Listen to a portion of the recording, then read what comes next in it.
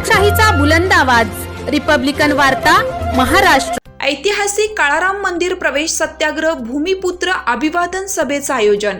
स्वागताध्यक्ष किशोरजी घाटे। अभिवादन सभेला नामदार, खासदार, आमदार यांची प्रामुख्याने राहणार उपस्थिती। नाशिक येथे शनिवार दिनांक 2 मार्च 2024 रोजी सायंकाळी 5:30 ते 10 पर्यंत ठिकाण गौरी पटांगण, संत गाडगे महाराज पुलाजवळ पंचवटी, नाशिक येथे अभिवादन सभेचं आयोजन करण्यात आलं आहे, असे पत्रक कार्यक्रमाचे स्वागताध्यक्ष रिपब्लिकन नेते किशोर घाटे यांनी कळवलं आहे। या कार्यक्रमाचे व सभेचे अध्यक्षपद प्रहार जनशक्ती पक्षाचे पक्षप्रमुख आमदार बच्चूभाऊ कडू हे भूषवणार आहेत, तर विशेष उपस्थिती प्रमुख अन्न नागरी पुरवठा मंत्री नामदार छगनराव भुजबळ, ग्रामविकास व पर्यटन मंत्री नामदार गिरीश महाजन, नाशिकचे पालकमंत्री दादा भुसे, खासदार हेमंत गोडसे, आमदार देवयानी फरांदे, आमदार सीमा हिरे, आमदार राहुल ढिकले, आमदार सरोज आहिरे, रिपाई नेते प्रकाश पगारे, आनंद सोनवणे, बाबू काळे, फकीरराव जगताप, माजी नगरसेविका प्रियांका घाटे हे उपस्थित राहणार आहेत। या कार्यक्रमात समितीचे निमंत्रक राहुल घाटे, किशोर गांगुर्डे, सुरेश नेटावटे, गौतम पगारे, नंदकुमार जाधव, सनी रोकडे, अजय पगारे, रवी भोईर, बाबा चव्हाण, बाबा सावंत, मुक्तिराम चव्हाण, सचिन गायकवाड, राजाभाऊ सोनवणे, पिनू पाटील, आरती जाधव, अक्षय ताटे, आशिष जगताप, शंकर पालवे, अर्जुन रुपवते,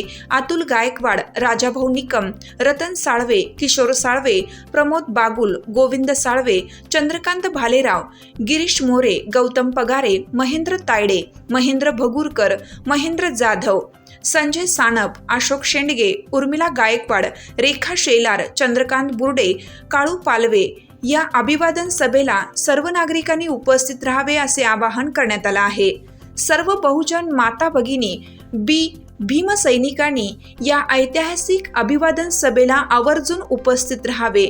कार्यक्रमाचे ठिकाण गौरी पटांगण, संत गाडगे महाराज पुतळा, पंचवटी, नाशिक येथे सायंकाळी 5 वाजता उपस्थित राहावे असे आवाहन करण्यात येत आहे।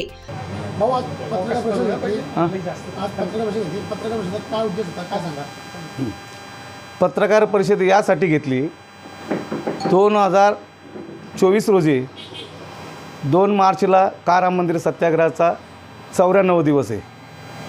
94 वर्ष पूर्ण झालेले या ऐतिहासिक लढ्याला, आणि म्हणून पुन्हा 94 वर्षामध्ये आपण जाणार।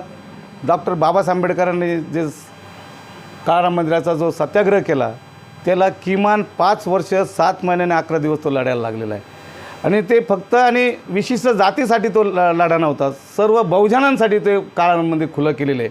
आणि म्हणून माझं म्हणणं असं आहे की या ठिकाणी सर्व बहुजनांनी, सर्व भीमसैनिकांनी, सर्व माता भगिनींनी त्या कार्यक्रमाला, काळाराम मंदिर सत्याग्रहाच्या ज्या ठिकाणी ज्या बाबासाहेबांनी जी घोषणा केली ते घोषणाचं जे ठिकाण आहे ते संत गाडगे महाराज पूल, गौरी पटांगण, पंचवटी या ठिकाणी सायंकाळी 5 वाजता आपल्याला सर्वांना यायचं आहे। तुम्ही पण या, मी पण येतो। अशा भाषेमध्ये सांगत असताना मला एक आनंद वाटतो का आमच्या ठिकाणी आम्ही सर्व जणांना असं वाटतं की त्या ठिकाणी काळाराम मंदिराचा सत्याग्रह झालाच पाहिजे। सत्याग्रह म्हणण्यापेक्षा तिथं अभिवादन सभा झाली पाहिजे। अभिवादन सभा यासाठी का ज्या ठिकाणी बाबासाहेब आंबेडकरांनी ज्यावेळेस सत्याग्रह करत असताना त्यामध्ये जे शहीद झाले त्या शहीदांना खऱ्या अर्थानं अभिवादन करायचं आहे, आणि अभिवादन करण्यासाठी आपण सर्वांनी त्या ठिकाणी जमायचं आहे, हे मूळ उद्दिष्ट आहे।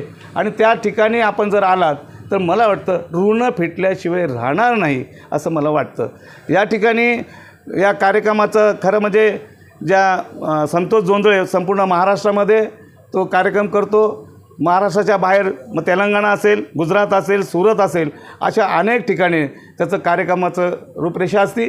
आणि त्याच्याबरोबर जी अश्विनी गोस्वामी आहे ते मला वाटतं सुंदरा मनात भरली या नाटकामध्ये तिने गाणं गायलेलं आहे। अशी हुशार आणि सारेगमपमध्ये तिने चांगलं काम केलेलं आहे अशी ती मुलगी आहे, तीसुद्धा या कार्यक्रमाला संबोधित करणार आहे, ती गाणं गाणार आहे। आपण सर्वांनी या ठिकाणी यावं मी असे आव्हान मी सर्व नागरिकांना, बहुजनांना मी विनंतीपूर्वक सांगतो। आपण याला ही अपेक्षा ठेवतो। धन्यवाद। रिपब्लिकन वार्तासाठी विशेष प्रतिनिधी आनंद आभाडे, नाशिक।